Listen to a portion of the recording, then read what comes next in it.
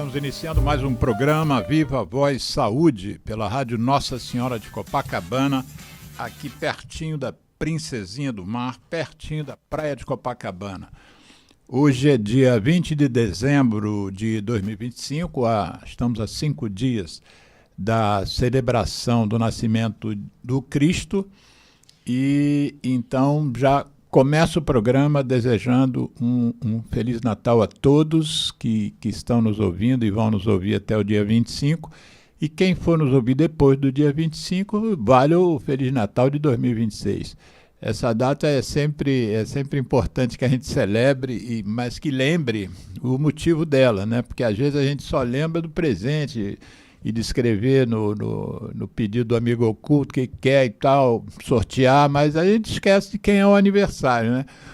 Então, nós temos hoje um programa que é quase que uma continuação do programa da semana passada, que foi com a médica Viviane Castelo Branco, e nós falamos sobre a valorização da paternidade, né? Então, de uma certa maneira, a gente pode traduzir isso também como a valorização do homem dentro dessa nossa sociedade. E depois, na reedição desse vídeo, desse programa de hoje, eu vou colocar um link para quem não teve a oportunidade de assistir a minha colega Viviane Castelo Branco. E aí, durante o programa também, e durante a preparação do programa, nós citamos, né, quer dizer, a minha colega citou o nome do convidado de hoje, que é Márcio Ferreira, e já apontando para a gente fazer esse programa que a gente vai começar daqui a pouquinho, quer dizer, o bate-papo vai começar daqui a pouquinho, e porque era meio que uma continuidade do tema de uma forma um pouco mais ampla, que é a saúde do homem, né? O nosso convidado, portanto, é Márcio Ferreira, um enfermeiro já graduado em 1998, quer dizer, já vai para 30 anos, né, de formado. Eu sou formado 20 anos antes de você, eu sou de 78. E ele, então, pelo que eu depreendi do currículo, ele começou uma carreira assistencial e se especializou em enfermagem neonatal.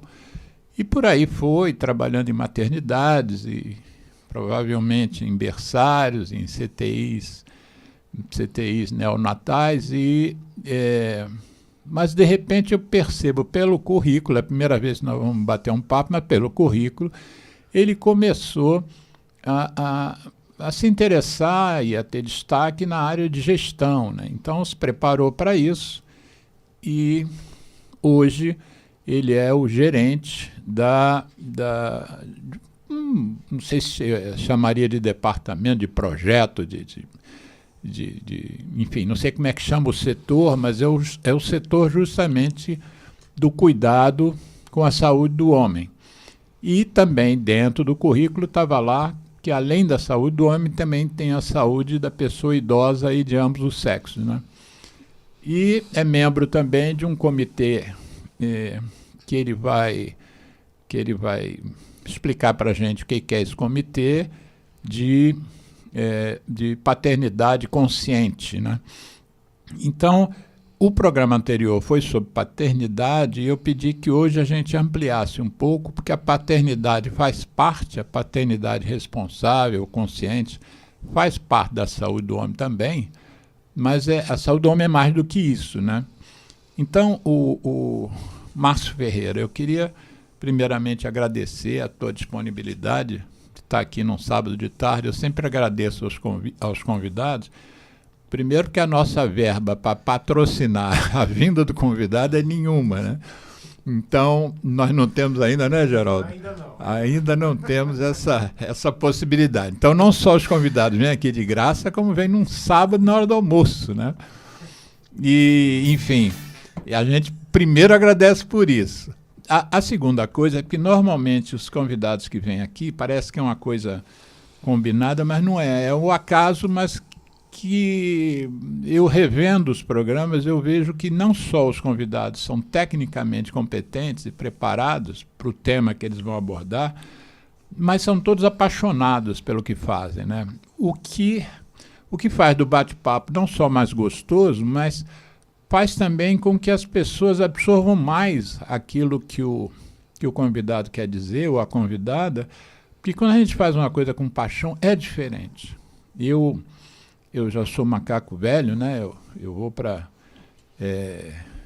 dentro desse aspecto, eu vou para 50 anos de formado, né? Então eu tenho uma experiência longa de conhecer colegas, de conviver com colegas, e a gente sabe que há colegas que são apaixonados pelo que fazem, e há outros que só fazem, né?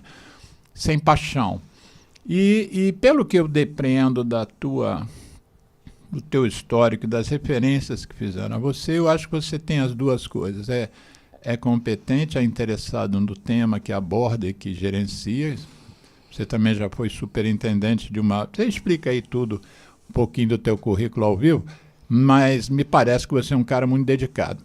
Então se apresenta aí para a gente e tenta descrever assim, um histórico rápido da tua vida até chegar no que você faz hoje e por que você faz hoje. O que te atraiu no tema da saúde do homem, independente de você ter lugar de fala por ser homem, mas o que esse tema, o que essa situação que você está hoje está te proporcionando de prazer em fazer, exercer sua carreira? Nossa, um acolhimento desse é algo incrível. Esse acolhimento justifica qualquer coisa, viu, Alexandre? Primeiro eu queria agradecer a você, agradecer à rádio. Eu estou completamente emocionado por estar aqui. Eu sou um homem branco de 51 anos de idade, me considero pardo, sou filho de um homem preto, né, de uma mulher extremamente inteligente, como várias outras, que foi educada ali em Campo Grande, na região oeste da cidade. E hoje eu estou muito emocionado por dois motivos, aliás, por outros demais, mas eu acho que eu preciso citar esses dois, em agradecimento ao seu convite. Primeiro porque eu sou egresso da Universidade Federal do Rio de Janeiro, onde eu estudei enfermagem, né, num curso que é internacionalmente reconhecido, tem bases britânicas, né, no currículo, e que nos qualifica mesmo para trabalhar no Brasil e em outros lugares. E lá eu estudei com uma adolescente que viveu em Copacabana e que frequentava a igreja aqui ao lado. Nossa Senhora de Copacabana. Eu estive nessa igreja aos 18 anos de idade através da Luciana Vitleite, que é uma amiga incrível.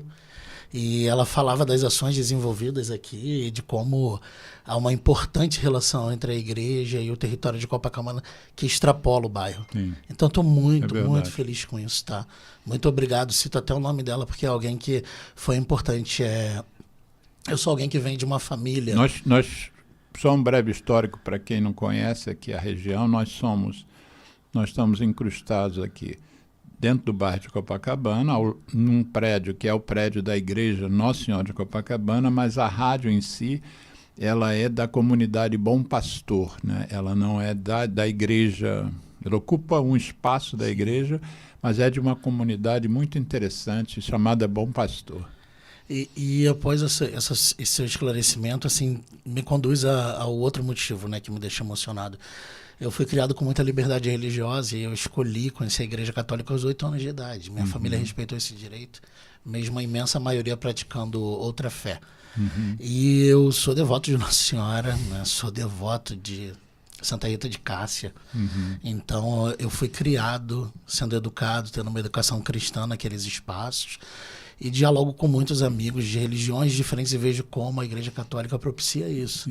Um olhar reflexivo, um olhar que a gente analisa as coisas e tem que agir para melhorar a condição de vida. E o terceiro motivo é que eu estou lendo um livro no momento que fala exatamente da importância de São Cristóvão, da trajetória dele, né, no momento em que ele atravessava um rio com um menino nos ombros dele, e a autora do livro cita isso, para poder provocar um diálogo do cuidado em saúde do homem e do eixo paternidade e cuidado, né, que é um dos eixos da Política Nacional de Atenção Integral à Saúde do Homem. Né? Eu sou um homem de muita sorte, estudei em escolas públicas, na Prefeitura do Rio, do Estado do Rio, estudei em universidades públicas, fui fazer o mestrado em universidade pública. E ao longo da vida eu tive a sorte de ser convidado a pensar, a analisar indicadores de saúde e ver como nós, homens, acessamos pouco, né, os pontos de atenção em saúde. Quando a gente olha os indicadores da Prefeitura do Rio, do Governo do Estado, do Governo Federal em saúde, a gente verifica que as mulheres culturalmente são educadas a realizarem o autocuidado. Aliás, criam a ideia de que o cuidado é algo feminino. Sim. Se ele é algo feminino, quem vai cuidar dos filhos em casa é a mulher. Quem vai cuidar do espaço do domicílio é a mulher. Quem vai fazer a introdução à vida religiosa aos filhos é a mulher. E, por vezes, quem vai convidar a gente, que é homem, a procurar cuidar de si mesmo é a mulher. Sim. E na universidade já nos faziam esses apontamentos com indicadores. E, embora eu tenha me especializado primeiro em clínica cirúrgica, através da Universidade Federal do Estado do Rio de Janeiro, a Unirio, a brilhante Unirio, né? Aqui bem perto da gente, na URCA. É onde eu me graduei. Incrível. Que universidade, né? Aconchegante, acolhedora e que nos prepara para a vida, né? Lá eu lembro que os docentes também falavam muito de como a gente, olhando para os setores clínicos, cirúrgicos e de emergência, como majoritariamente nós encontrávamos esses homens. Eu estou falando de 1998 a 2000, que foi o período da minha residência na Unirio. 25 anos depois, 27 anos depois, continuamos sendo nós, homens, as principais pessoas a serem atendidas nas emergências da municipalidade. Né? Já atenderam esse ano mais de 6 mil homens nesses pontos de atenção hospitalar. Por motivos variados. Principalmente por acidentes no trânsito, né? Então, assim, é algo que pode ser aterrador, mas era uma oportunidade para que a gente supere o desafio. E aí, nessa trajetória... Não só acidente de trânsito, mas provavelmente acidentes por arma de fogo. Por armas de fogo, acidentes no trânsito, sobretudo acidentes de motocicleta. Sim. E aí a gente vê que em 25 anos... a gente não tinha lá atrás uma política nacional para nortear o cuidado, para invitar, para convidar nós homens a estarmos nas clínicas da família. Porque realmente, assim, além de ser mais barato a gente promover a saúde, fazer com que a gente mude hábitos de vida, na verdade, isso nos conduz a um uso do orçamento público de forma salutar, de forma saudável. Sim. Porque a gente tem que cuidar de homens em todo o ciclo de vida, desde o nascimento até o envelhecimento saudável. Eu estava, por coincidência, não tinha a ver com o tema do programa, mas eu estava estudando, lendo as palavras finais, entre aspas, né, do diretor-geral da OMS, o Tedros Adhanom. E ele fez lá uma série apontou para uma série de questões que são as questões que a gente tem que jogar mais energia. E uma das questões era aumentar, se preocupar mais com a prevenção do que com a cura. Ou seja, bate com o que você está dizendo, né? Primeiro, a cura é cara, né? Os tratamentos são caros. Por exemplo, um tratamento de uma cirurgia de um traumatizado num acidente de moto é caro. Ele pode, às vezes, ficar incapacitado, isso tem custo para ele, para a família e para o Estado. Enquanto que a prevenção, muitas vezes, ela às vezes não é barata se você usar determinados meios de comunicação, mas ela é incrivelmente mais barata do que as terapias. Né? E não é por acaso que o Tedros é a nossa liderança mundial, né? E esse convite, ele reverbera na fala dele, né? Reverbera no que a gente tem feito ao longo dos anos, desde que eu saí da universidade e ingressei na Prefeitura do Rio de Janeiro, através de concurso público. Sou servidor municipal, é uma escolha de vida, né? Fiz concursos públicos à época para a Secretaria Estadual de Saúde, para outras municipalidades. Fui trabalhar em Brasília, em um hospital muito importante. E, à época, estavam criando o que hoje conhecemos como um programa de agente comunitário de saúde. Sim. O que veio... Aliás, eu te antecipo a você que o programa do dia 27, nosso aqui já tem agenda, que nós vamos mais uma vez falar sobre suicídio, E o programa do dia 3 de janeiro, nosso primeiro programa do ano, vai ser com agente comunitário de saúde. Eu vou pela primeira vez dar voz aos agentes aqui na nossa bancada. Uau. Uma já está certa, a outra eu vou fazer o convite ainda. Olha, eu queria lhe parabenizar por isso e aproveitar e estender os meus agradecimentos aos agentes comunitários de saúde, né? Merece. Nós comemoramos nacionalmente, né, o dia do agente comunitário de saúde. Quando é o dia? Agora em dezembro, e foi assim algo incrível, sim. E algo incrível, nós temos agentes comunitários extremamente qualificados e eles são pessoas do território. Exatamente. Então, diferente de nós, né, médicos e enfermeiros, que somos muito dedicados ao trabalho, mergulhamos no trabalho para análise de indicadores e para conhecermos o território, ele nasceu naquele ambiente. Então ele conhece as pessoas pelo nome. Para ele assumir o posto, ele tem que ser daquele território. Ele tem que ser do território. E ele conhece com muita facilidade as vulnerabilidades e as potencialidades, porque não adianta conhecer apenas os problemas. Ele é um agente educador, ele é um agente que vai provocar diálogo com as lideranças do território. E ele traz essas lideranças para a gente, porque saúde é algo muito distante do que algumas pessoas pensam, né? Estar saudável não é diferente de ter ou não uma doença. Sim. É realmente falar de boas moradias, de boas condições de educação, de mobilidade urbana, de ocupação de território, como a gente se relaciona com o território, que alimentos a gente consome, se a gente pratica ou não algum esporte, como a gente consegue se relacionar psicologicamente com o ambiente que a gente vive. E como você citou, muitos homens são internados por conta de perfurações de arma de fogo, de arma branca, mas também por outro motivo, Alexandre. Socialmente, há vários séculos, né, a construção das nossas masculinidades se deu com a ideia de que para parecermos homem que somos, que a gente tinha que ser algo violento e que a gente tinha que ser apenas provedor. E no século XXI isso não cabe mais, né? Hoje, mais de 50% dos domicílios têm as mulheres como líderes financeiras, muitas famílias apenas com estas mulheres e seus filhos. Então, falar de saúde do homem hoje de forma integral é primeiro pensar o eixo acesso. Sim. Porque nós, homens, temos tantas dificuldades de acessar a clínica da família para não chegarmos aos postos de atenção em saúde como hospitais quando estamos graves. Deixa eu pegar você pela palavra. A gente, aqui no programa, tem o hábito de pedir ao convidado para dar o título do programa que ele vai participar.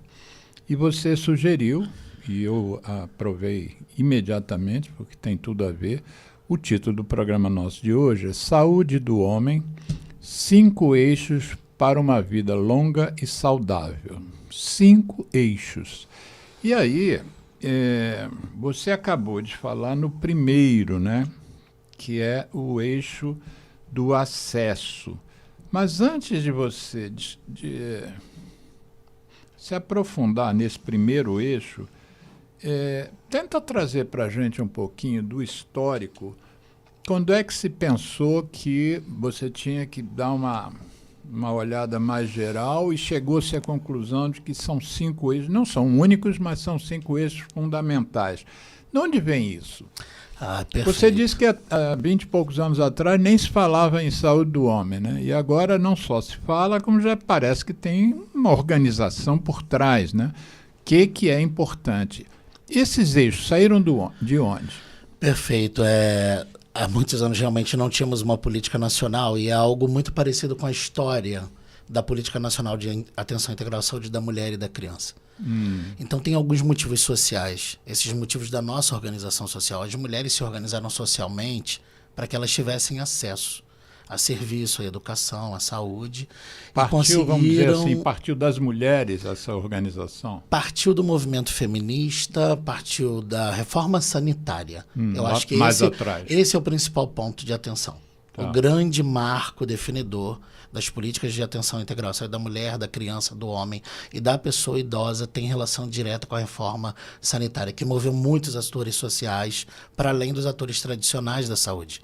Antropólogos, cientistas sociais, assistentes sociais, pessoas que fazem políticas públicas há muito tempo, né? E que precisavam entender como a gente ia analisar os indicadores sociais de um país que deixa de ser rural, se transforma em um país urbano, de um país que tinha uma alta taxa de fecundidade, que é o que diz respeito ao número de nascidos vivos no Brasil, que na década de 70 era extremamente alto, né? As mulheres tinham 8, 10 filhos, e essa taxa de fecundidade cai hoje para menos de 1, ok, por mulher, e que tem um processo de envelhecimento, que é um outro movimento demográfico importante no país. Então, quando a gente olha para nós homens... Da onde vem a preocupação com uma pessoa idosa, vamos dizer assim. Exatamente. Que era uma preocupação que não tinha tão marcadamente antes, porque não tinha tanto idoso quanto tem hoje. Né?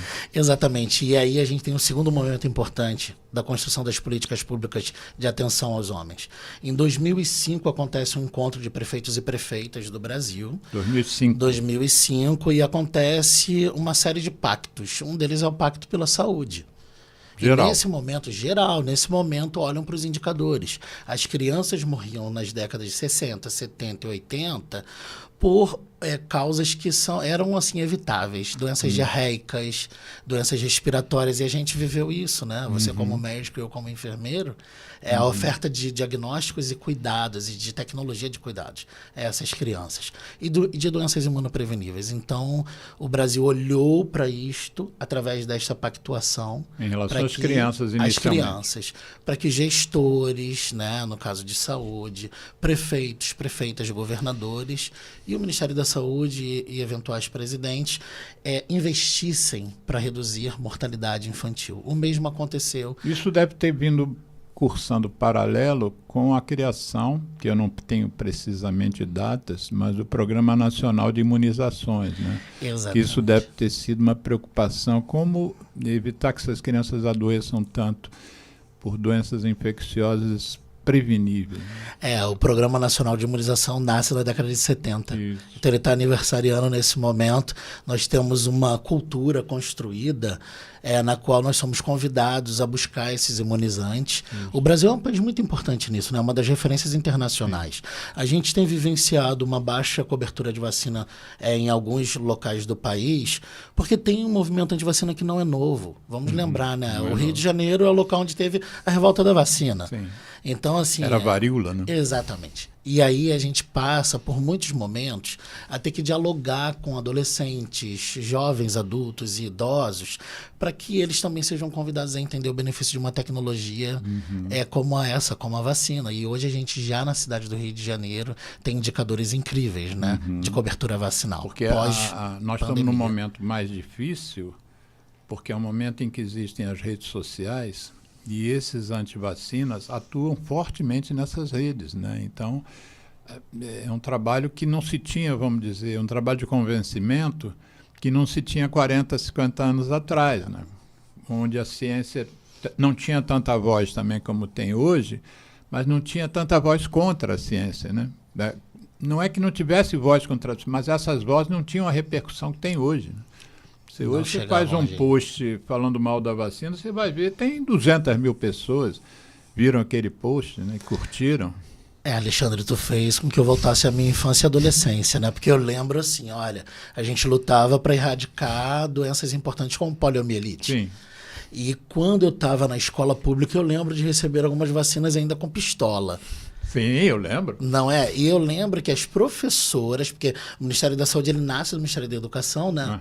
E eu lembro que as professoras faziam um diálogo conosco em sala de aula. Olha, tem uma doença grave, é importante vocês garantirem que não vão ter dificuldades aí para andar, para poder ser um adulto saudável. Então, virão aplicar. E eu lembro que a gente contava a época até com as Forças Armadas, para que a gente recebesse algumas vacinas. Nas escolas tinham filas, você lembra das filas? A gente ficava em fila. Você acabou de me levar para essa memória, você me ajudou a resgatar isso na Escola Municipal Professor Gonçalves, em Campo Grande. E a diretora de lá era residente aqui de Copacabana, entendeu? Professora doutora Dulcineia. Coincidência. Né? E eu falo da relação com o bairro, né? Mesmo tendo sido criado em outro ponto da cidade, bem distante, mas como os dois bairros dialogam muito. E essa organização, a partir do Pacto pela Vida, elencaram-se aqueles indicadores que eram importantes para reduzir morbidade, que é o adoecimento, e a mortalidade. Então, a gente conseguiu entender com clareza essa mudança de perfil epidemiológico. Sim. Tal qual aconteceu com as crianças nas décadas de 70 e 80 para cá, hoje as crianças não morrem mais por doenças diarreicas com a mesma prevalência. No Brasil. No Brasil. Hoje a gente não encontra tanta se não criança me engano, no desnutrida. mundo é a 7ª causa de morte ainda, doença diarreica em criança. E aí você pega aqueles bolsões de miséria da África, da Europa, em países da Europa do Norte, né?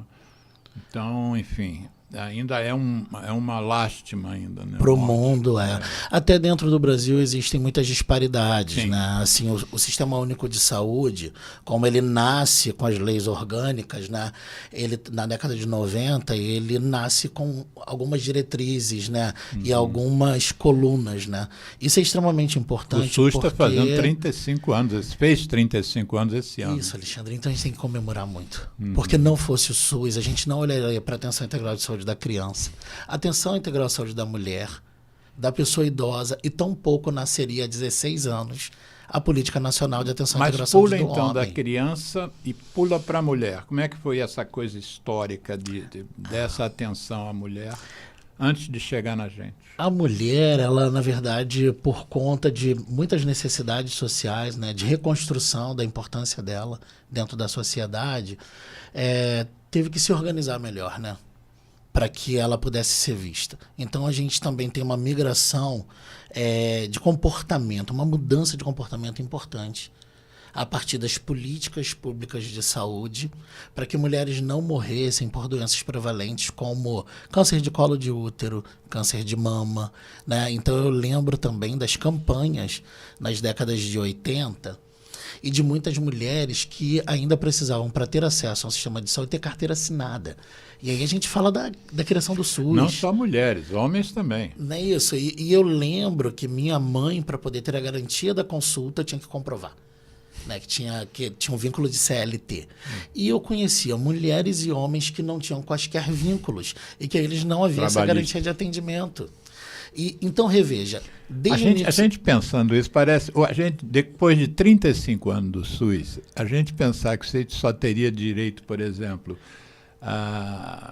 ao Hospital da Lagoa, aqui do Rio, Sim. se fosse bancário, ao Hospital da Andaraí, se fosse marítimo. Se não fosse marítimo, não podia ir no Hospital da Andaraí, não era atendido. E olha que interessante, hoje é um dia bem especial, hoje é um dia muito especial. Esse diálogo aqui está provocando coisas incríveis aqui dentro da cabeça, porque você me leva 100 anos atrás, Sim. quando a gente tem que começar a criar o que a gente chama de Caixa de Aposentadorias e Pensões.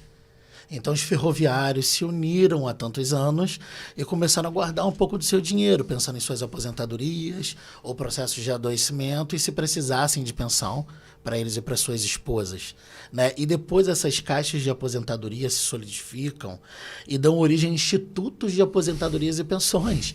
E naquela época a gente já pensava em garantir atendimento médico, né, com especialista, né? E a gente faz uma transição de um cuidado de uma área rural e domiciliar para um cuidado em ambientes hospitalares. Nascem esses hospitais, Sim. que hoje são hospitais federais, Sim. como Andaraí, Hospital Geral de Bom Sucesso, Servidores, Hospital de Ipanema, todos com uma importância incrível Sim. no território da cidade do Rio de Janeiro, com funções específicas, né, de unidades terciárias. E a gente verifica, depois de um tempo, com o nascimento do Ministério da Saúde e com a análise desses indicadores, com o movimento sanitarista, movimento feminista, o nascimento do que a gente chamava de PAISME, que era a Política de Atenção Integral à Saúde da Mulher. A gente está falando da década de 80.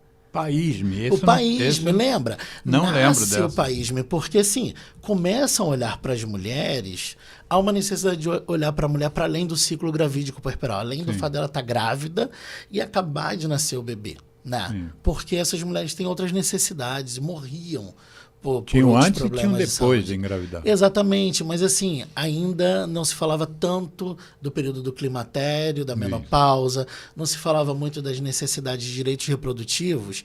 Décadas atrás, não fossem essas mulheres do movimento feminista e que dialogavam com atores sociais como nós, com universidades, hoje a gente chama de organização não governamental, né?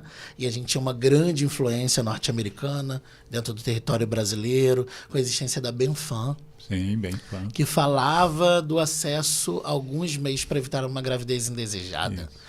E nasce em 1996 uma lei de direitos reprodutivos, por exemplo, que não permitia a ligadura tubária no momento do parto. Uhum.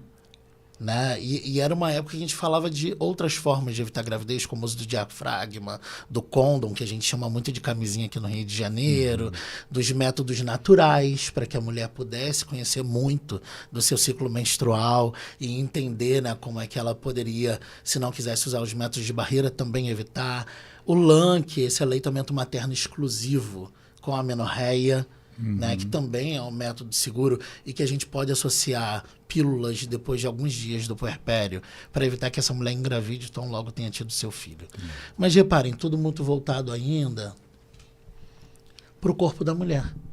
Tudo voltado muito para o corpo da mulher. Então, em que momento a gente começou a pensar em convidar esses homens para que eles também entendessem que a gente tem direitos reprodutivos, que a gente pode pensar se a gente quer ser pai ou não? Então, com a criação da política nacional há 16 anos, né, tem um movimento anterior. Me relembra a política nacional... De atenção à integração da mulher, o país... Não, esse de 16 anos. 16, é a Política Nacional de Atenção e Integrar à Saúde do Homem. E o que é bacana nessa política, Alexandre, ela não nasce a partir de movimentos apenas de homens. Né? Existem vários atores sociais, uma coordenação nacional de saúde do homem, à época na pessoa de um psicólogo, Eduardo Chacora, tá? E que ele visita, né, todo o país com várias outras lideranças, convida a universidades, porque a gente tem que analisar indicadores. Para usar dinheiro público, a gente tem que fazer o planejamento. Né? E o planejamento ele não é só para um ano.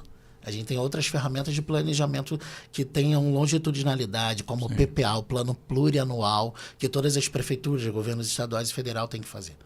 E quando a gente analisa esses indicadores e convida essas pessoas de universidades e das prefeituras, o Rio de Janeiro aparece como vanguardista em algumas coisas em saúde do homem. À época, eu já era da Prefeitura do Rio, Viviane Manso era responsável por uma área que a gente chama de promoção à saúde. Relembrando que Viviane Manso é quem esteve aqui semana passada e que eu vou colocar o link do programa. E assim, nada menos brilhante que Viviane Manso, uma pediatra de mão cheia e que percebe que para dialogar com redução de mortalidade infantil, não mais por doença diarreica e outras coisas, a gente precisava entender se aquele homem estava nos espaços ou não. Então, a gente cria um movimento dentro da Prefeitura do Rio de Janeiro, na Secretaria Municipal de Saúde do Rio de Janeiro, um planejamento para visitar clínicas da família. E aí a gente vai com um instrumento para diagnosticar como é que enxergam os homens nesse cuidado. Então, entendam, já tinha um pré-natal estabelecido para as mulheres nas clínicas da família.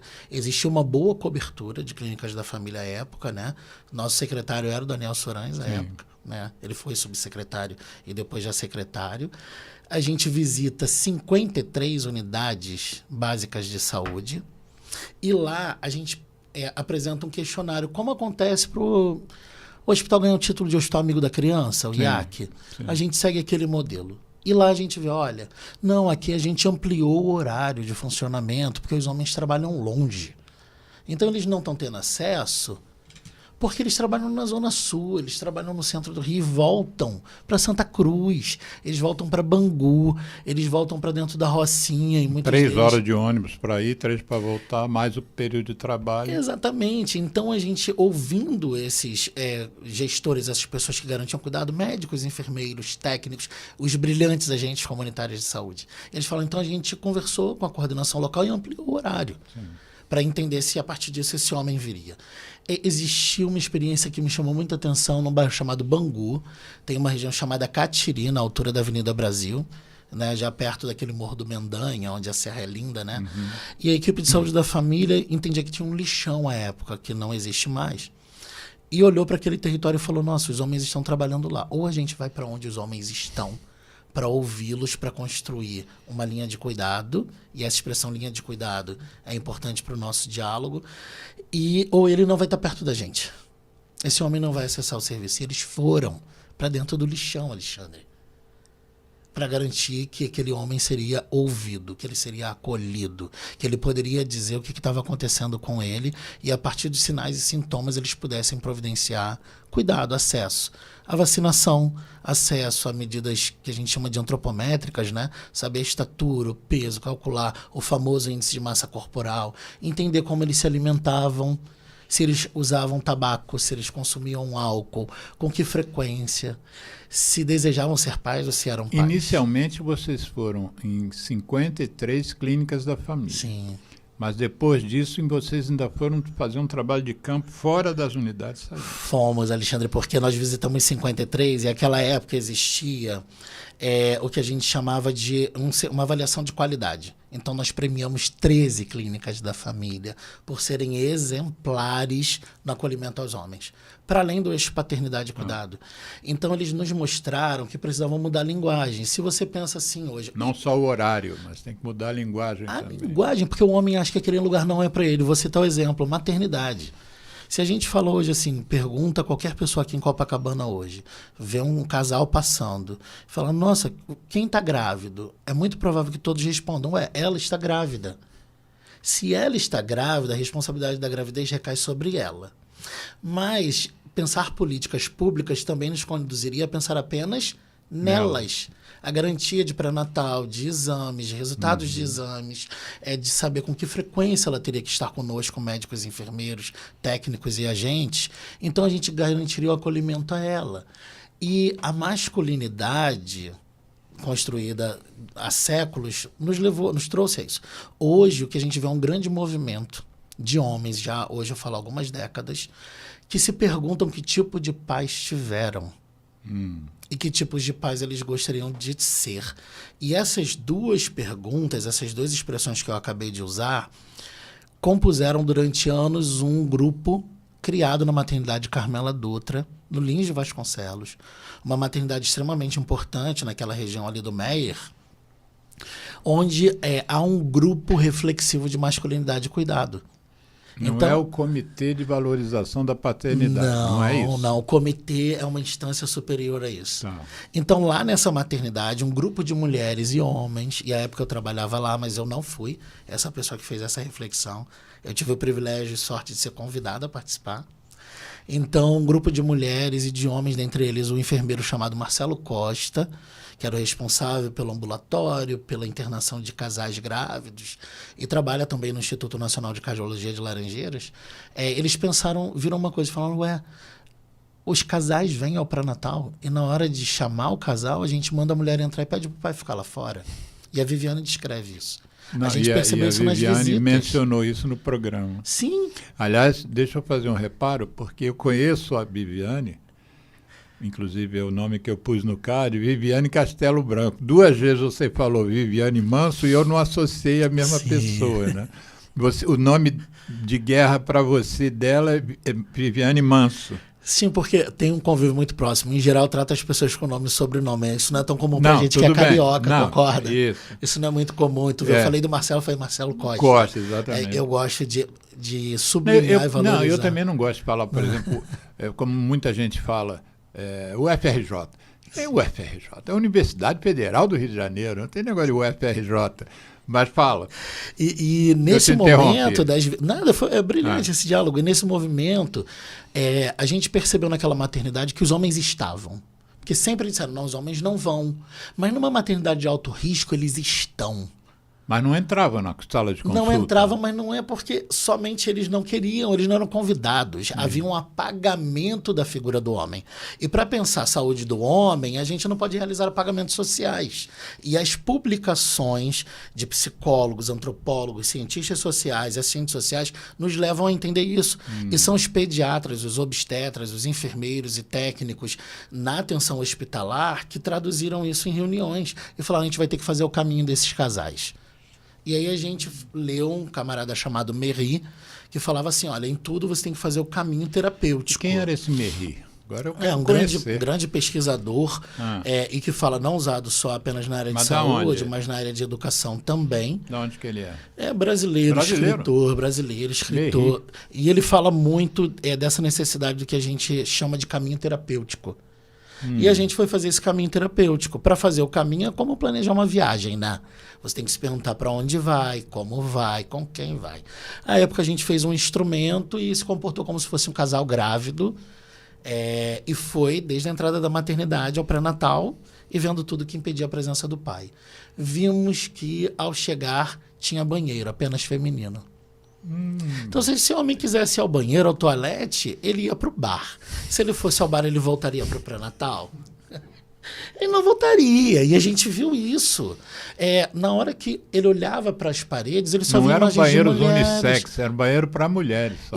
Olha que bacana a tua reflexão. Você vai ao shopping center, tem toalete de família, banheiro para família. E por que uma maternidade não pode ter banheiro para família? Sim. Ela está com o esposo dela, com o parceiro dela. Né? O que vai nascer ali é uma família. Então, a gente viu isso. E a gente entrava e percebia que tinha mesa do enfermeiro e do médico e uma cadeira só para a mulher. Não havia cadeira para o parceiro.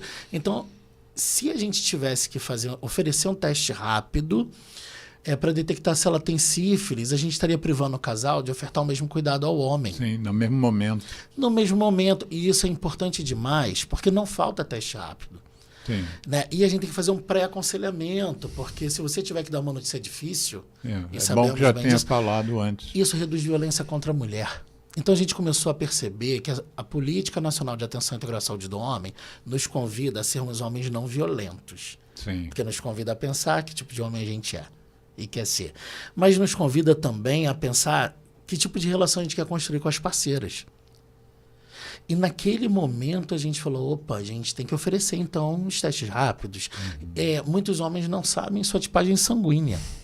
E se essa mulher tiver o que a gente chama de fator RH negativo, né, um sangue A negativo, e o parceiro como eu for A positivo, provavelmente a gente vai ter que oferecer para ela a imunoglobulina anti-D. Não vou citar o nome comercial, né, mas é isso, para evitar algum tipo de doença hemolítica no bebê.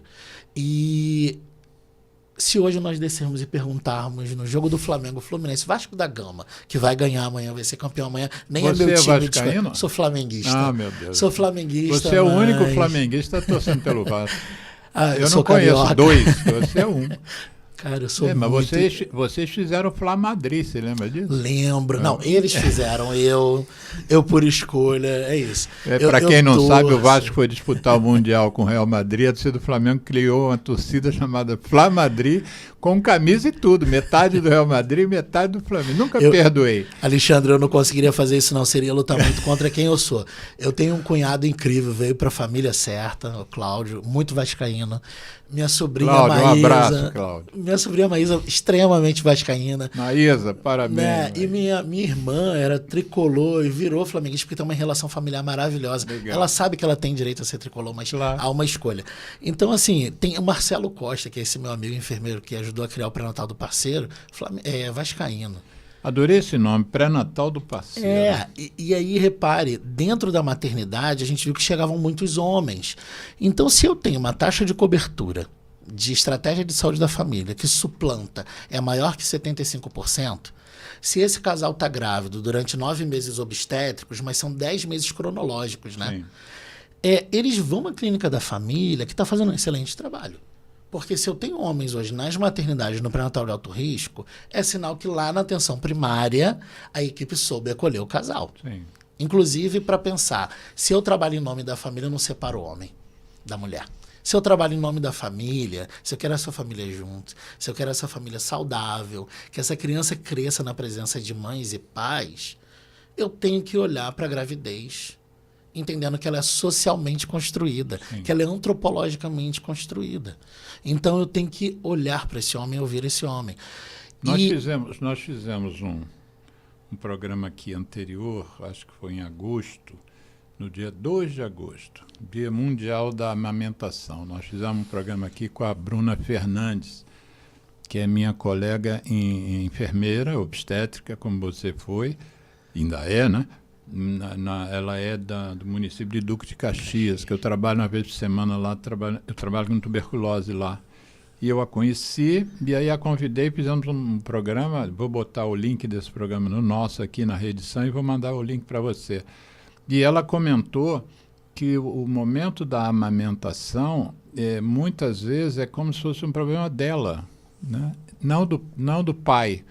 Então, muitas vezes ela está precisando de uma ajuda ali. A Viviane trouxe aqui, inclusive, que recomendava-se que o berço ficasse do lado do pai, do lado da cama, do lado do pai, não da mãe.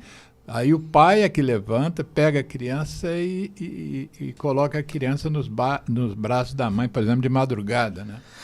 E isso é incrível, isso que você trouxe agora para o nosso diálogo, porque a gente, dentro da maternidade, uma maternidade pública, em geral muito bem cuidadas, tá? A gente tem financiamento previsto no SUS, financiamento previsto no PPA, muitas delas precisam de intervenções.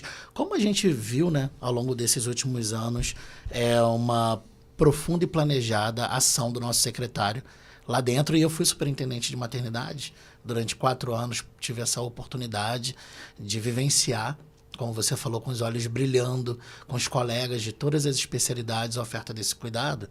A gente via que esses homens estavam na maternidade desde o pré-natal e que nós não os enxergávamos. Então surgiu, a partir do Comitê Vida, que é uma instância criada pelo secretário municipal de saúde, está publicado em Diário Oficial de Saúde. Comitê Vida de Paternidade Consciente. Esse Comitê Vida é um comitê com representações de profissionais de saúde da Secretaria Municipal de Saúde, membros de instituições universitárias, como a UFRJ, a Universidade Federal Fluminense, como a Universidade Estadual do Rio de Janeiro, mas também com membros da organização da sociedade civil. E lá estão, por exemplo, ONGs extremamente importantes que dialogam sobre masculinidade. Cita algumas aí para a gente conhecer. O Promundo. Promundo é uma instituição incrível. Tem sede aqui na Rua da Lapa, tá bem próximo a gente. É uma instituição que tem uma incidência social extremamente importante na construção da política nacional de atenção integral à saúde do homem. Porque lá tem profissionais que transbordam a área de saúde, como historiadores, geógrafos, psicólogos, né? E que analisam como colaborar com as prefeituras, os governos estaduais e federais para essa construção. O Promundo é uma instituição brasileira, mas ela também tem outra sede em Nova York. Tem uma sede acadêmica na Universidade de Coimbra e tem uma outra sede na África do Sul.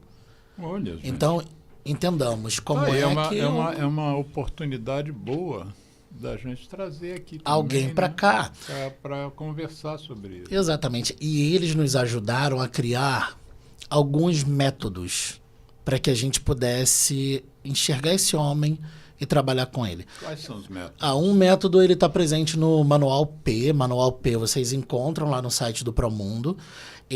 Manual P. Manual P, que é o manual de paternidade. Tá. E aí, naquele manual, analisando indicadores, né, de quantos homens existem, qual é a taxa de fecundidade, quantas mulheres criam sozinhos seus bebês, quantos bebês não têm o registro civil ou não têm o nome do pai no registro civil. Olha quanta coisa a gente teve que analisar. Como é que a gente cria uma roda de conversa só para homens? A gente fazia na Carmela Dutra. Então, eles foram para a Carmela Dutra.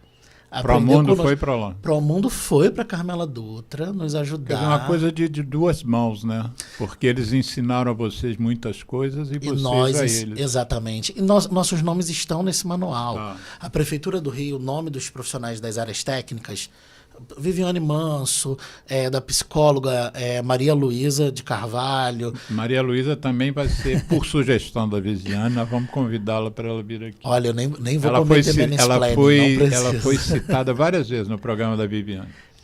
Ela fez um trabalho incrível na maternidade escola da UFRJ com pais. E foi a época em que eu estava grávido, nossa filha nasceu, a Carol, onde eu estudei na maternidade escola da UFRJ. Eu tive um contato de menos de 1 hora com Maria Luísa de Carvalho naquele período, porque ela ia aos casais para enxergar como os homens estavam participando do cuidado. E eu só lembrei disso porque eu fui pegar os álbuns. E peguei a declaração de nascido vivo, a cópia, e peguei outras informações do cartão de pré-natal. Estava lá o nome da Luísa, entendeu? E foi um dos momentos mais importantes do meu diálogo como homem, como profissional de saúde, como cidadão. Que queria discutir política pública. Porque nesse período que a gente estava trabalhando já na Carmela Dutra, criando esse pré-natal, minha filha nasceu. E foi uma época que eu fui proibido de acompanhar o nascimento da minha filha. Você foi proibido? Sim, ano 2000 não existia a lei 11.108. Acompanhar o nascimento, você quer dizer, está na sala de parto? Está na sala de parto. Você foi proibido? Eu fui proibido. Justamente eu ouvi, você não vai entrar não, você é enfermeiro, vai criar muito problema. E eu não tenho uma masculinidade violenta, participei das 10 consultas de pré-natal. Para mim era muito importante estar lá dentro, porque eu entendi o que ia acontecer. O problema era você ser o marido ou o problema era você ser enfermeiro? Então, essa foi uma das coisas que eu me perguntei à época. Eu acho que o problema era eu ser homem. Porque as instituições não estavam preparadas há 25 anos há 25 anos para entender que a gravidez pertence à família. A gravidez não é nossa, a gravidez não é do médico obstetra, do enfermeiro obstetra, da doula, não é da psicóloga, não é da instituição. A gravidez e o parto pertencem a gente. E aquilo me afetou muito, ao ponto de que eu fui procurar grupos de masculinidade para eu estudar e parei na PUC, a Universidade Católica, onde existia um instituto chamado Instituto Nous, com Maria Vitória Brent, uma psicóloga... Instituto como chama? Instituto Nous. N-O-S? N-O-S. O-S. E existe ainda, né, a psicóloga Vitória Brent, e eles qualificavam a gente para realizar grupos reflexivos de gênero. E aí era para entender como é importante o gênero masculino estar nesses locais de pertencimento. Porque um homem só vai entender que ele pertence à família, entender que aquele filho é um filho dele, se ele for convidado a se sentir grávido. E aí, durante essa qualificação no Instituto Nous, a gente montou uma estratégia para reproduzir na Carmela Dutra. E o Marcelo Costa, o grupo de mulheres, se perguntando que nome a gente podia dar para aquilo. O esposo da diretora de enfermagem à época, o nome dela é Elaine Maia, e o esposo é o Maurício, que é um amigo, né? E ele sugeriu, por que vocês não chamam de Espaço H? Que é um espaço para homens, todo mundo vai entender. Tinha o Manual P e o Espaço H. Né? Então, assim, eram as nomenclaturas que emergiam de quem vivia o cuidado. E no Espaço H, a gente convidava os homens que estavam durante o momento do pré-natal para poder ouvi-los. Alexandre, foi uma das coisas mais transformadoras da minha vida. Então você vai contar isso, vai ser o gancho para o segundo bloco. Geraldo nos orienta que todo programa de rádio tem que ter um intervalo. Não sei se é para ele pegar água para a gente que ele não pegou. Então ele vai colocar lá uma ou duas músicas que fazem parte da nossa luta, da nossa ONG, né? O Centro de Apoio Tabagista. Então são duas músicas falando mal do cigarro, depois ele vai dizer qual que ele vai escolher. E aí ele vai trazer uma aguinha para a gente. Perfeito, então até o segundo bloco. ZY1 201, Associação Comunitária Nossa Senhora de Copacabana, 98,7 FM, a onda que chega ao seu coração. Rua Hilário de Gouveia, número 36, 9º andar, Copacabana, Rio de Janeiro.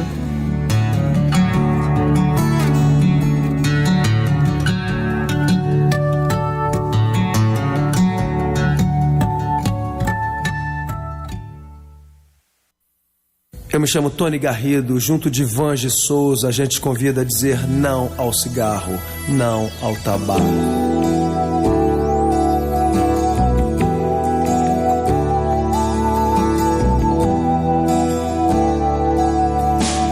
Em meio ao caos da fumaça, de tantos carros e chaminés, somado ao ar já pesado, cigarros, charutos e narguilés. É feito estufa, é feito por cada um mais um contra, já são dois a favor do ar mais saudável. Apague o cigarro, acenda o amor. Eu trago a música, soa bem ao meu e ao seu ouvido. Eu trago a música, é o que temos sempre oferecido. Eu trago a música, respiramos melhor o planeta e nós. Eu trago a música, mundo sem tabaco, levante a sua voz.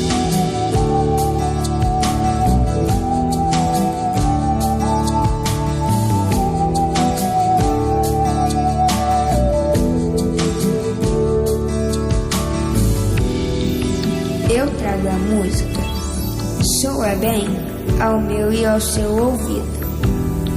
É o que temos sempre oferecido. eu trago a música. Respiramos melhor o planeta e nós. Mundo sem tabaco, levante a sua voz. Efeito estufa é feito por cada um mais um contra, já são 2 a favor. A favor do ar mais saudável, apague o cigarro, acenda o amor. Eu trago a música, soa bem ao meu, ao seu ouvido. Eu trago a música, é o que temos sempre oferecido. Eu trago a música, respiramos melhor o planeta e nós. Eu trago a música, mundo sem tabaco, levante sua voz.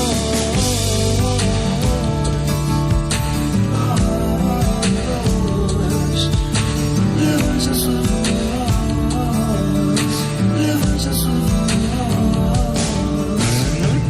Eu trago a música, respiramos melhor o planeta e nós. Eu trago a música, mundo sem tabaco, levante a sua voz.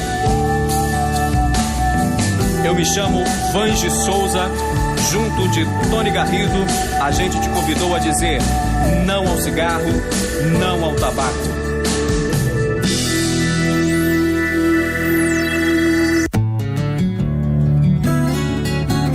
ZY1 201, Associação Comunitária Nossa Senhora de Copacabana, 98,7 FM, a onda que chega ao seu coração.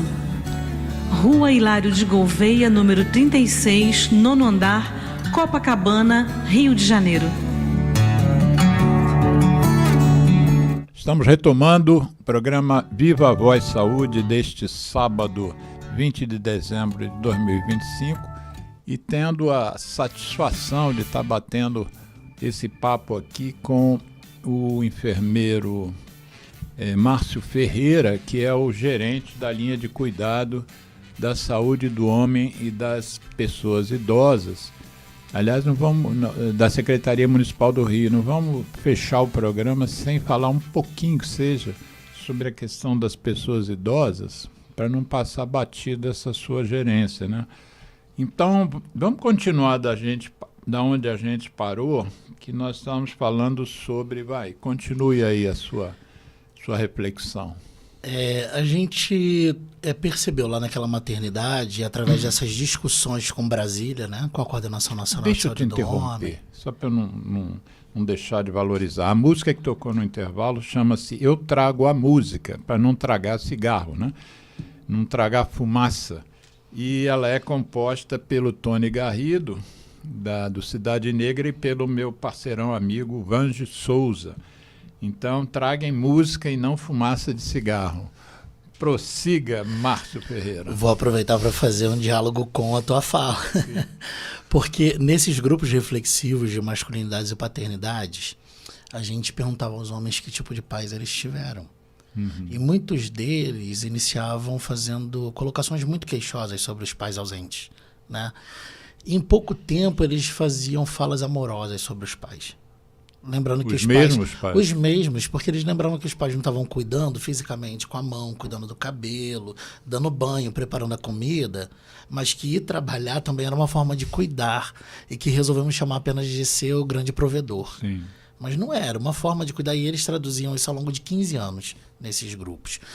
E lá eles também, a gente perguntar que tipo de pais eles pretendiam ser. Esse era um movimento para causar alguma inflexão. E aí era um movimento de fazer com que esse homem pensasse na própria saúde. Então eles falavam, não, eu quero ser um pai presente, eu estou parando de beber, eu estou reduzindo o consumo de álcool. Aliás, para ser um pai presente, você tem que estar vivo, né?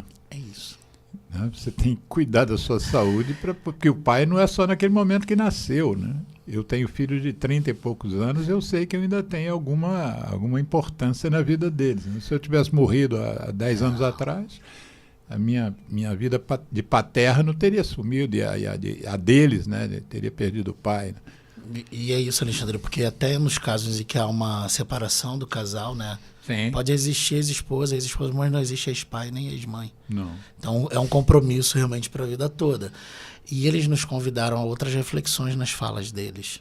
Porque eles disseram, não, tô consumindo menos cigarro, para a criança não ter alergia, eram as leituras deles, né?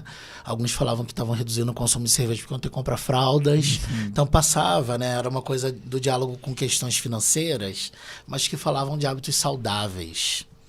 E alguns deles falaram, não, cara, eu nunca fui a médico. Como eu tô vindo aqui para o pré-natal, fizeram meu teste de sangue, então eu sei que eu não tenho HIV, não tenho sífilis. Agora eu tô sabendo até meu tipo de sangue, vou botar até aqui no cordão, para quando jogar bola, se acontecer alguma coisa. E aí a gente nos conduz, assim, a gente consegue se conduzir agora para uma discussão do eixo de doenças crônicas. Porque você falou uma expressão interessante, né? Longevidade. Isso. A cidade do Rio tem se preparado para essa questão do nosso envelhecimento. E pensar em envelhecimento também deixa claro que homens cometem mais suicídios que mulheres. E que muitos homens aprenderam que a gente não pode ter sofrimento psíquico, né? É como se a gente dissesse que o homem não chora, o homem não fica triste. Interromper você mais uma vez. Eu fiz um curso de pós-doutorado e interromper o entrevistado. Por isso que eu interrompo também tantas vezes. Mas só para fazer uma marcação, que depois na reedição do vídeo eu vou colocar, nós fizemos um programa relativamente recente com uma médica cardiologista chamada Flávia Verocai, e o programa foi sobre longevidade. E no último sábado do mês passado, de novembro, a gente fez um programa sobre suicídio. E aí, as duas coisas que você está tocando agora são extremamente importantes. A longevidade é uma coisa extremamente atual, né?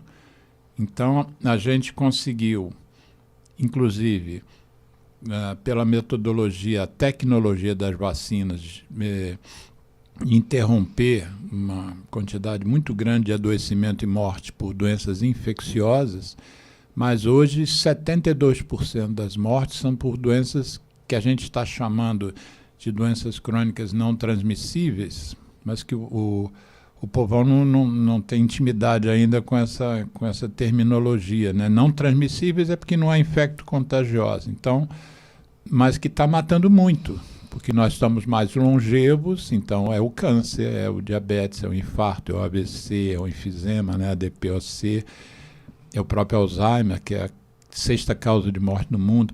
Então a gente tem hoje entre aspas, um outro inimigo, as doenças crônicas não transmissíveis, que tem uma relação direta com várias coisas, é multifatorial, mas sobretudo com o estilo de vida, né?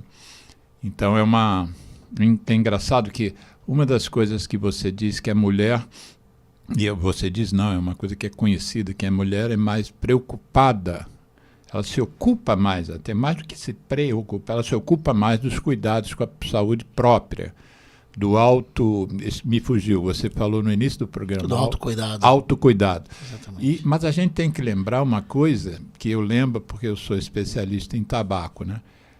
Que o homem começou a fumar, sobretudo no hemisfério norte, cigarro no início do século. Assim que houve a industrialização, final do século XIX, começaram a produzir-se máquinas que começaram a produzir cigarros. O homem disparou a consumir cigarro, antigamente era tipo 50 per capita e depois passou a 6.000 per capita. E aí começou a morrer de câncer de pulmão em torno de 1945. De 0 câncer de pulmão no século XIX, a maior causa de morte por câncer em meados do século XX. Pois bem, as mulheres não fumavam. Havia um preconceito imenso. As mulheres eram instadas a serem modelos, né? No Brasil, de 1910, a maior parte dos maços de cigarros, as marcas faziam referência a mulheres, ou Dalila, ou enfim. Tinham várias marcas com nomes de mulheres do Alberico Souza Cruz mesmo, na época que ainda era do Alberico. Aí, hoje é BAT Brasil, né? Mas antes virou Souza Cruz antes e agora é BAT Brasil. E aí as mulheres começaram a fumar como uma conquista de direitos. Se os homens podem fumar, a gente também pode.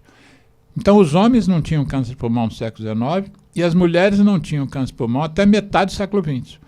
Pois bem, nos Estados Unidos, que estudou isso bem, em 1985, do século passado, o câncer de pulmão assumiu a liderança em mortalidade de mulheres. Quer dizer, ao mesmo tempo que as mulheres são reconhecidamente mais cuidadosas com a saúde, não sei se por uma questão ideológica, uma questão mesmo de se equiparar ao homem, não para ser, não porque o homem fosse melhor, mas o homem tinha direitos que ela não tinha, ela embarcou nessa. Essa foi uma furada que elas entraram com a melhor das boas intenções. E até hoje é o câncer que mais mata as mulheres, é o de pulmão, por causa do cigarro, não é por causa do tabaco, porque o tabaco existia no século XVI, XVII, XVIII, XIX, tinha tabaco sob várias formas. Cigarro foi realmente um erro, eu chamo de maior erro de avaliação de risco da história da humanidade. E o Drauzio Varela tem um termo que ele diz o seguinte: depois da escravidão, o tabagismo imposto pelas indústrias é o segundo maior crime da história da humanidade. Hoje são 7 milhões de mortes, né, por ano, né? Então, realmente não é pouca coisa. Mas você estava falando, eu te interrompi, e eu queria voltar a coisa que eu disse no início, que você deu o título do programa. Você disse que existem 5 eixos para uma vida longa e saudável, né? Então a gente acabou de falar sobre a importância, sobre que nós estamos ficando longevos, e você citou que os homens se matam mais do que as mulheres. E uma coisa interessante que o meu convidado do programa de suicídio, que é o que vai estar sábado que vem de novo, falando sobre o mesmo tema, ele disse exatamente isso, né, que o homem se mata mais. Aí eu falei, mas a gente lê e tal, eu não sou um pesquisador da área, mas as mulheres é que têm mais depressão do que os homens. Por que as mulheres e os homens é que se matam mais? E aí ele falou uma coisa que eu não tinha me atido e uma coisa que eu fiquei impactado. Os métodos que os homens usam para se matar são mais, entre aspas, eficazes. As mulheres tentam suicídio muito mais do que os homens. Aí batia com a história das mulheres terem mais quadros depressivos que os homens, né?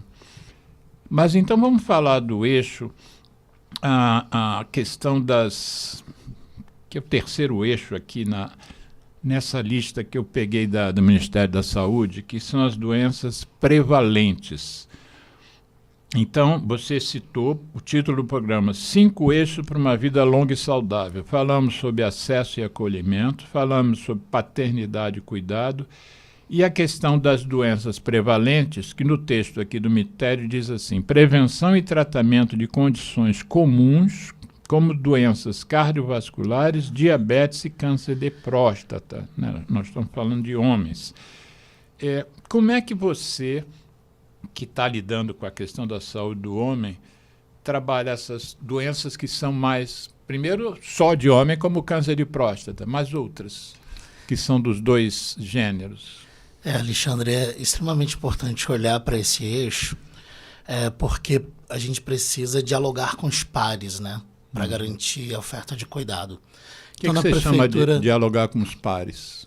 Dialogar com os pares, nós somos da Gerência de Saúde do Homem, na Prefeitura do Rio de Janeiro, onde há uma coordenação dos chamados ciclos de vida, né? Então eu tenho uma chefe, doutora Aline Mello, enfermeira, profissional da Prefeitura do Rio, da Universidade Estadual do Rio de Janeiro. E é muito bom dizer que a gente é chefiado por uma mulher, né? Exato. Um país como o Brasil, as mulheres estarem nos locais de liderança. E tem as linhas de cuidado de saúde da mulher, da criança, do adolescente, né? E do homem, da pessoa idosa. E quando a gente olha para a própria estrutura da atenção primária, a gente tem uma outra coordenação, que é essa coordenação de doenças crônicas não transmissíveis. Então, o tempo todo a gente dialoga com esses profissionais, cardiologistas e de outras especialidades dessa coordenação, para analisar esses indicadores.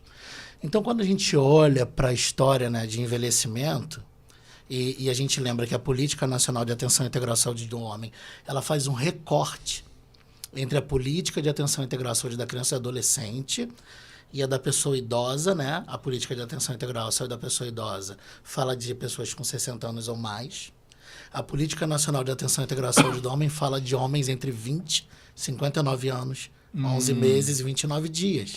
Né?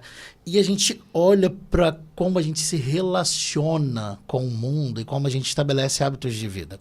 Quando você cita a questão do tabaco, né, e do consumo de tabaco ao longo da história, até mesmo para garantir o sistema escravocrata, né, no mundo, né, e a gente verifica como a industrialização nos convidou a um modelo de vida, a adotar hábitos de vida não saudáveis. A industrialização não é só fazer cigarro, Exatamente. É fazer comida de verdade virar outra coisa, que não é comida. Não é isso, e a gente realmente tem que se furtar o consumo dessas coisas para pensar que tipo de adulto a gente quer ser aos 40, aos 50 e que tipo de pessoa idosa a gente quer ser aos 60, aos 80 ou mais. O que você nota de diferença entre homens e mulheres nessa área de prevenção de doenças? Os nossos indicadores em saúde mostram que as mulheres aderem melhor a bons hábitos de alimentação, a bons hábitos de práticas desportivas. Na Prefeitura do Rio de Janeiro, a gente tem o que a gente chama de Academia Carioca. Então, a gente conta com um profissional de educação física. Eu estou usando esse termo exatamente como o conselho deles recomenda, né? E aqui minha saudação aos profissionais de educação física que compõem a rede municipal de saúde. E eles propiciam grupos para socialização de homens, né, na nossa faixa etária, e homens 60 ou mais. E lá eles convidam a gente a entender. Numa época que não havia remédio para você dar para ajudar a pessoa a parar de fumar. Então eu fiquei com esse programa lá, com reuniões de grupo e tal, e atendimento individual, uns 25 anos mais ou menos. Me aposentei em 2016, lá do hospital.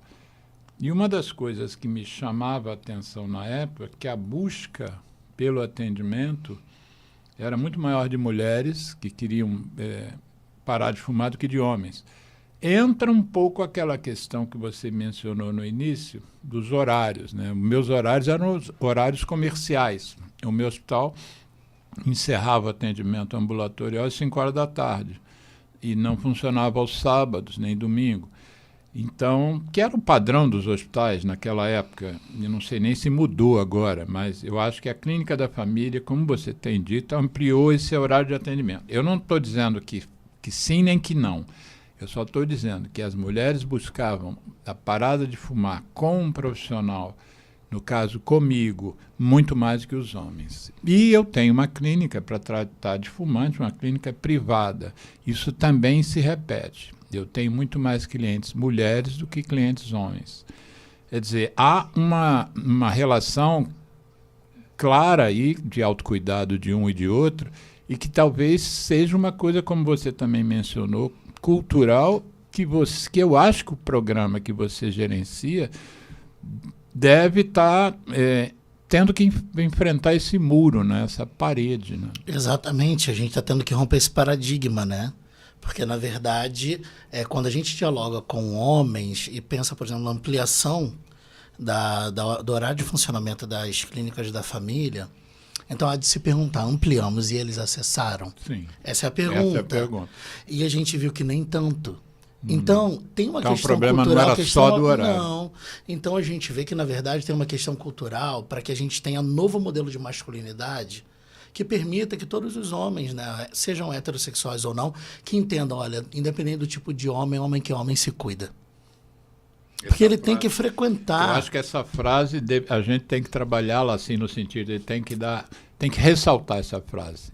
Independente, porque há preconceitos e estigmas que podem estar, fulano vai a médico demais, entendeu? Ele não é macho de verdade. O macho não precisa se cuidar. Adorei isso, porque o macho fala exatamente disso, né? É uma ideia de uma construção equivocada de que para ser homem a gente tem que falar muito grosso, que tem que ser muito forte. Não pode chorar. Tem que ser violento e não pode chorar. E, na verdade, isso causa sofrimento.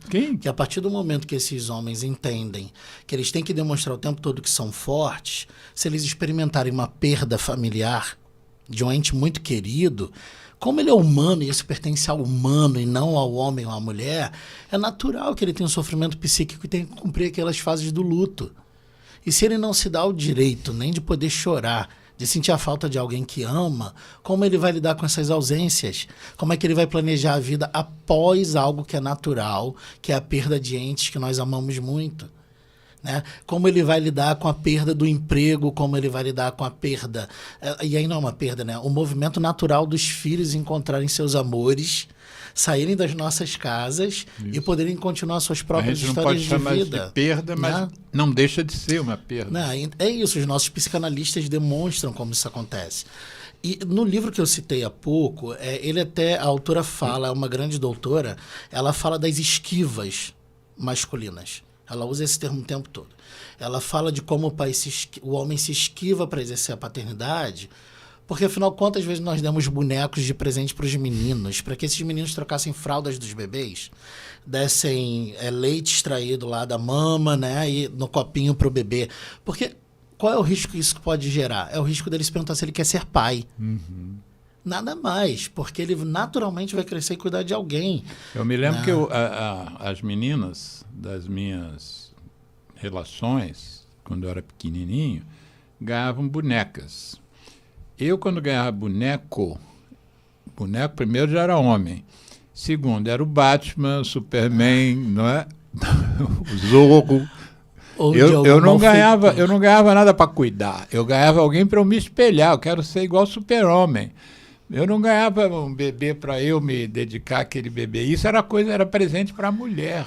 Ganhar uma boneca. E essa forma, né, de dialogar... É engraçado que a maioria das bonecas, a maioria das meninas que ganhavam boneca, elas são bonecas do gênero feminino. Boneca menina.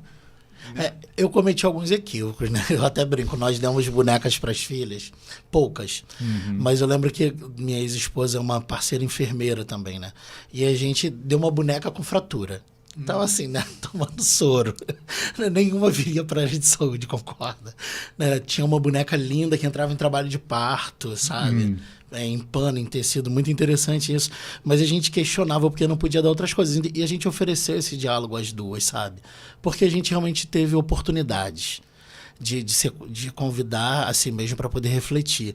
E quando a gente fala do autocuidado, Alexandre, é isso. Para que esse homem possa entender que ele é um potencial cuidador de si mesmo e que ele vai poder cuidar da própria esposa e demonstrar muito afeto a ela, e que isso só mostra que ele é um homem que cuida, que é capaz de demonstrar amor, que ele não vai violentar ninguém. Não é só que mantém as finanças da casa, né, que faz as compras, ele cuida também. É isso, que ele vai dividir as responsabilidades domésticas. Mas isso, na verdade, essa geração, talvez os pais jovens estejam fazendo isso com seus filhos, mas eu me lembrando da minha criação lá atrás, década de 60, eu não me lembro de ter sido valorizado eu realizar trabalhos domésticos. Trabalhos domésticos se não fosse a minha mãe fazer, era uma mulher, né? As empregadas eram todas do sexo feminino. É difícil você ter um empregado doméstico lá na sua casa lavando louça,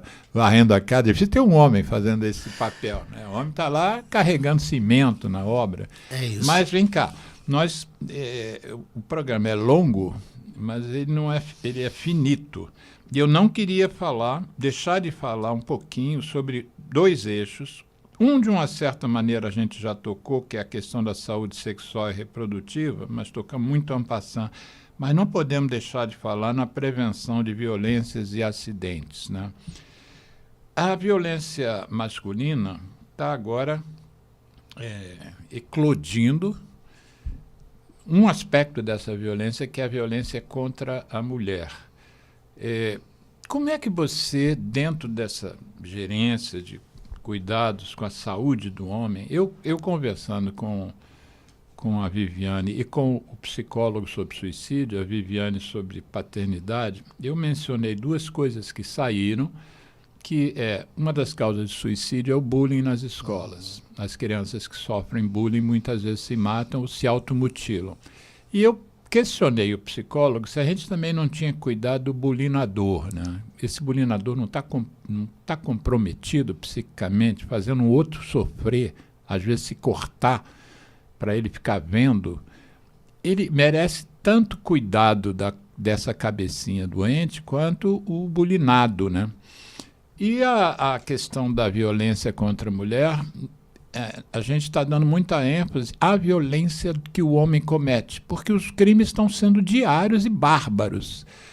E eu me pergunto, como é que está a cabeça desse homem que está fazendo isso, né? Por que esse homem tem dificuldade de aceitar que uma mulher não queira mais a companhia dele, né?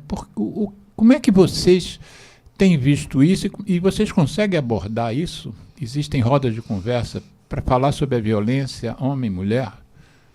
Esse é um assunto realmente aterrador e necessário, né?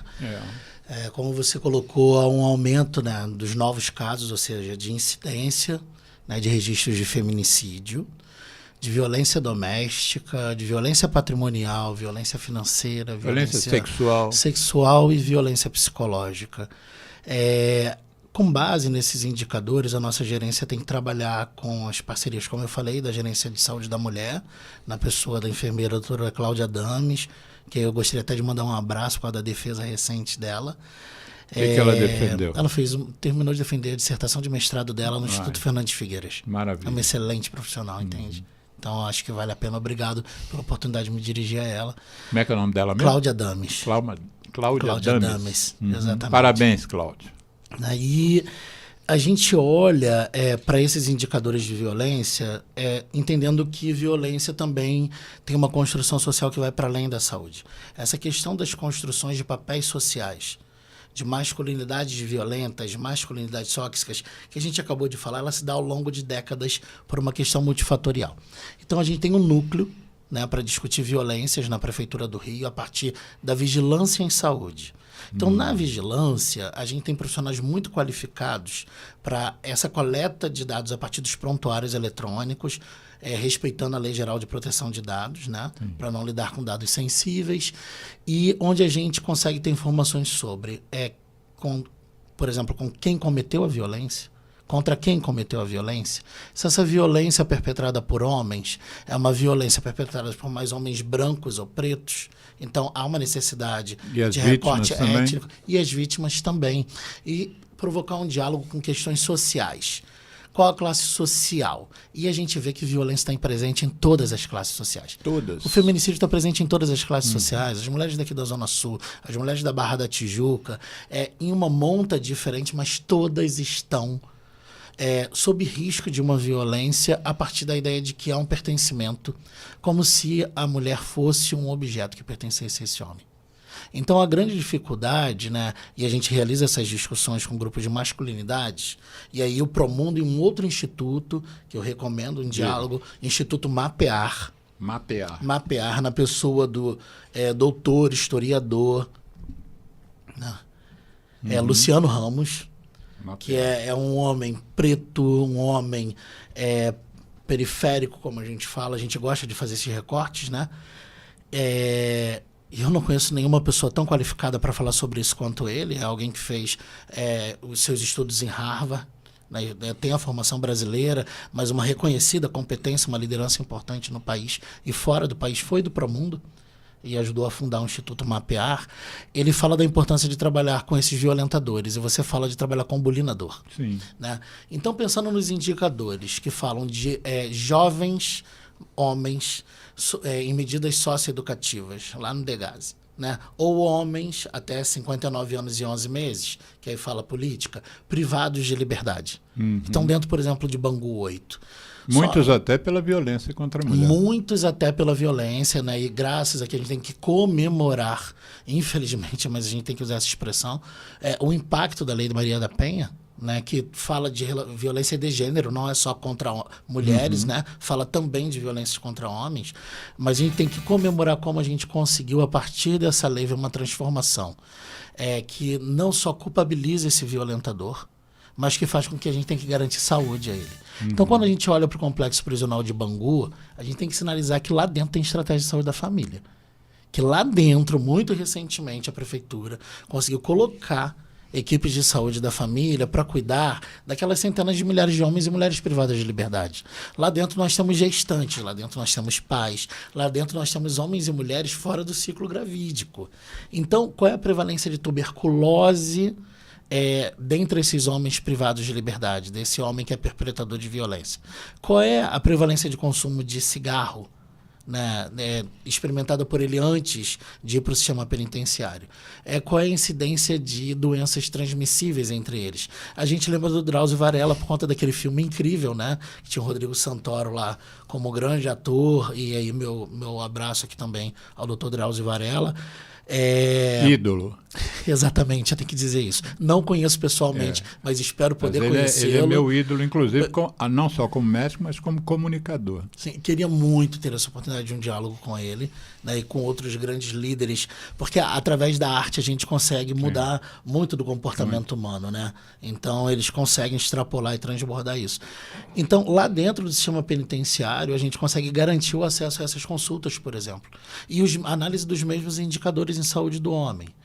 E há também uma ação muito importante para esse homem privado de liberdade em um diálogo com os tribunais do Rio de Janeiro. O Tribunal da 2ª Região do Rio de Janeiro tem um diálogo muito forte conosco na Rede Municipal de Saúde. É o Ciro Darlano?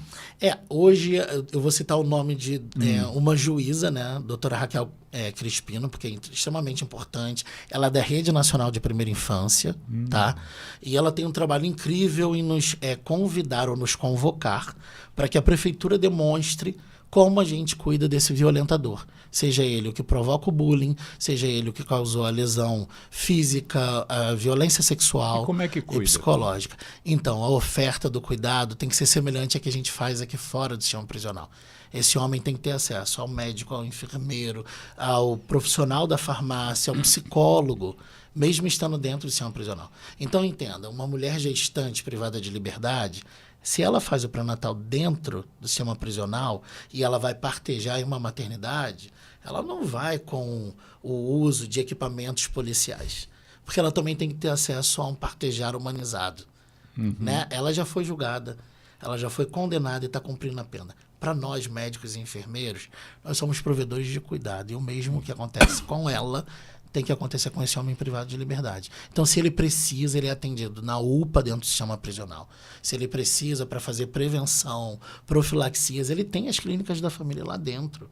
Então, há uma garantia de direitos para esse homem. E isso é importante porque a gente tem várias instituições que acompanham isso muito de perto, como a Defensoria Pública, o Ministério Público de Rio de Janeiro. Eles estabelecem procedimentos de acompanhamento para que a gente prove como a gente cuida, ofertando cuidado. Então, eu ofereço vacina para quem está lá dentro. Ofereço consulta, testes, tratamento para ISTs diagnosticadas. Ofereço para ele a possibilidade de tuberculose, porque a incidência é extremamente alta. E aí aqui eu queria parabenizar essa equipe que trabalha com os usuários que estão privados de liberdade, mas a gente garante o direito previsto na Constituição Federal. A gente garante o direito previsto em leis. Um programa aqui com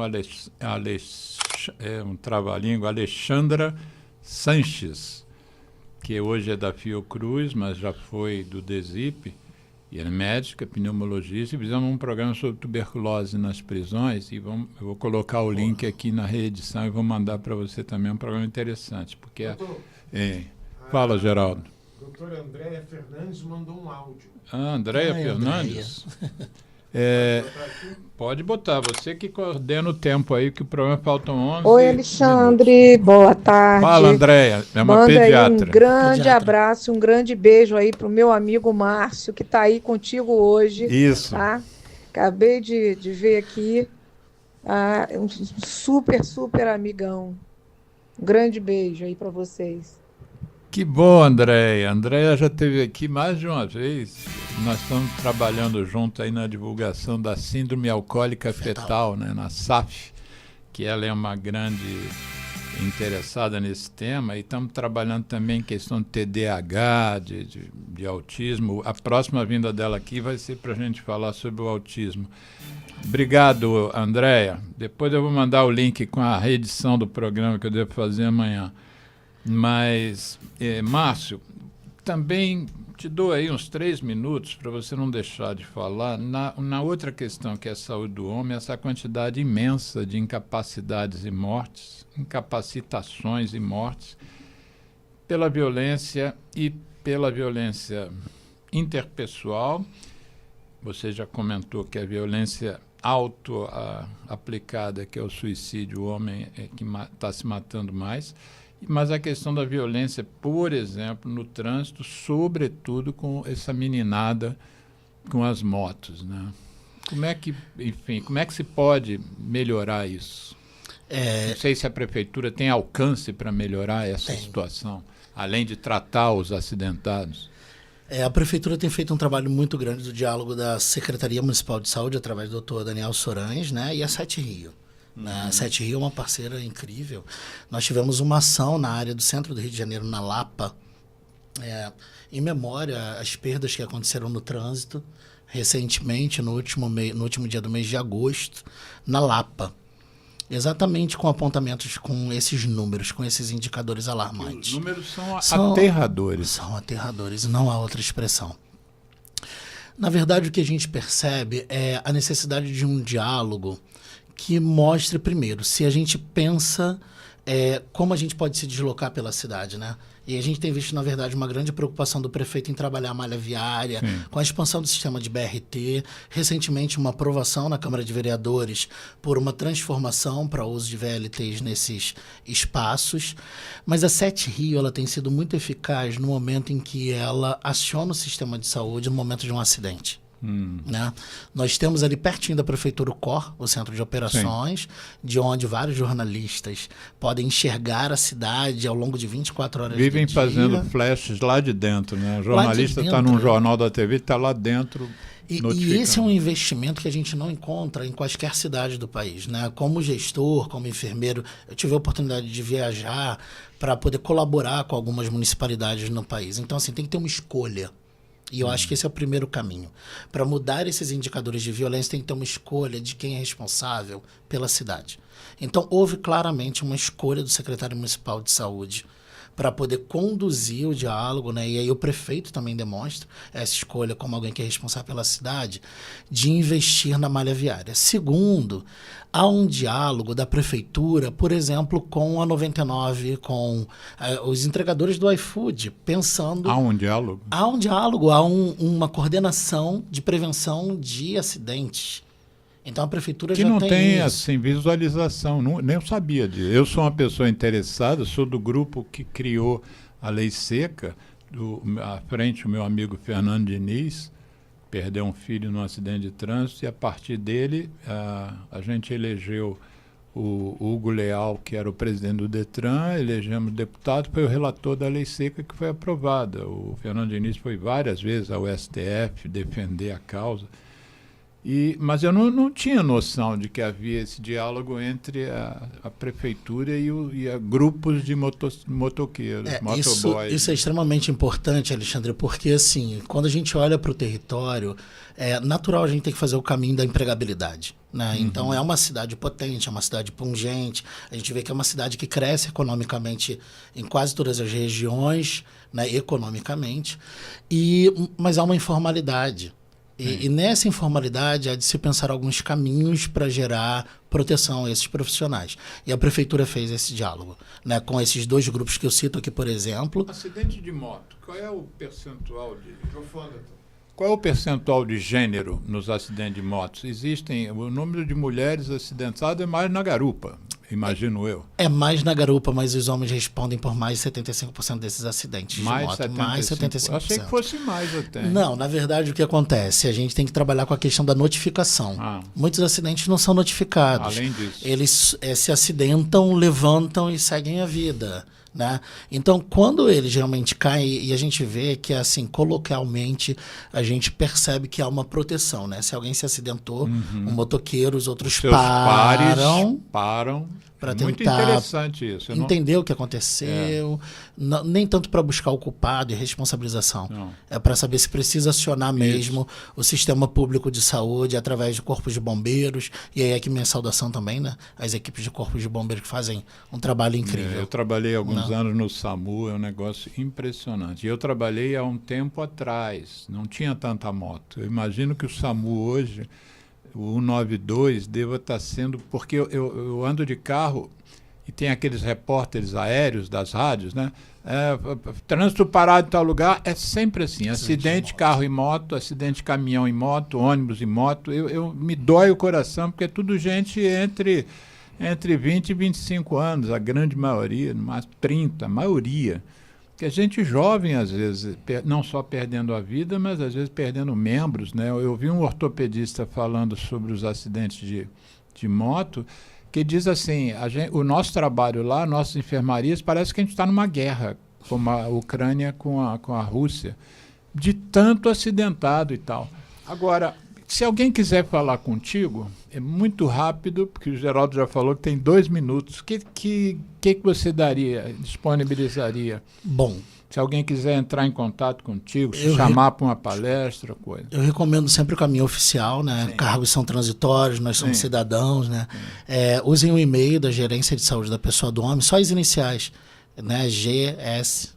G de gato, S de sapo. Exatamente. Gerência de Saúde do Homem, H. GSH. PI. I. P de pai e pessoa idosa, né? PI, pessoa idosa. Isso, GSHPI, ponto Rio, GSHPI.rio, Rio. @gmail.com. Fácil. Facinho. Facinho. Tá? GSHPI.rio@gmail. Depois você me manda pelo zap a tradução desse GSH, porque na hora não, mas depois Perfeito. eu vou colocar na legenda do programa. Ele tem que 1 minuto agora? 1 minuto e 30 segundos. 1 minuto e 30 segundos. Abraço, tchau, obrigado por você ter vindo. Gasta esse 1 minuto olhando para aquela câmera ali e se dirigindo aos homens. O que você quiser falar em 1 minuto e 30 segundos. Bom, nesse primeiro momento eu gostaria de me dirigir aos 2 homens que estão nessa sala ao meu lado, porque eu acho extremamente importante que a gente possa criar e dar visibilidade à pauta de saúde, de atenção e integral à saúde do homem, né? E a você, homem, que está agora em qualquer bairro da cidade do Rio de Janeiro, em qualquer comunidade, eu faço um convite. Faço um convite para que vocês aproveitem esse momento. A gente está perto do Natal, que é uma data que a gente fala de nascimento. E a gente fala também de renascimentos de possibilidades. Se dê o direito de nascer como um novo homem, procure a clínica da família mais próxima à sua casa. Se você não souber a qual clínica se dirigir, se tiver acesso à internet, se não tiver acesso à internet, tiver agora aí no metrô, usa o Wi-Fi do metrô e digita onde ser atendido. Bote seu endereço, vai aparecer a sua clínica da família, vai aparecer o nome do médico e do enfermeiro da clínica da família. E vá até lá passar por sua primeira consulta para que você tenha o direito de ser escutado, de ser acolhido, para a gente garantir o seu acesso a todos os serviços que você precisar. Ah, Márcio, preciso de uma cirurgia. Vá à clínica da família. Ela é a ordenadora do cuidado, todos os profissionais são extremamente qualificados para te escutarem. Tá bom?